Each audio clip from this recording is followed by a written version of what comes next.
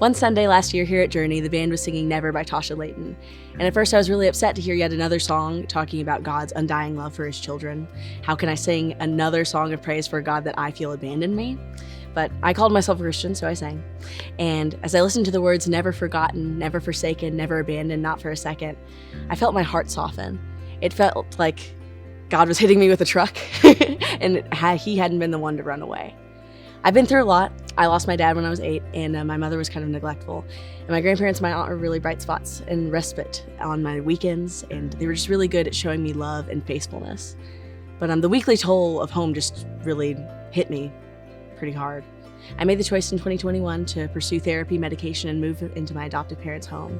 And I really began to heal, and I started to feel more inclined toward God, but I figured it was just another phase where in desperation I looked to someone higher than myself. But coming to Journey and having my small faith looked at as something I didn't need to be ashamed of or secretive about really began to open my heart to what God wanted to tell me. That day, standing and singing that song helped me to see the proof of his faithfulness, and in that moment, I had never felt so at peace. I meant the words I was singing for the first time in years. And I'd really like to thank my great friend Nora Lucas, who made me come to church even though I didn't want to, and that was the last thing I wanted to do on a Sunday morning, and my adoptive parents and my grandparents and their encouragement to find a good college, a good church and college.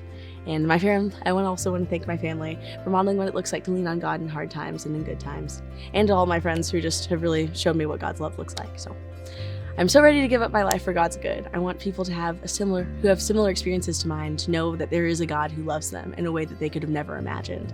I want to do for people what my family was able to do for me and what the disciples were able to do for the world. I want to commit to loving God with all my heart for the rest of my life.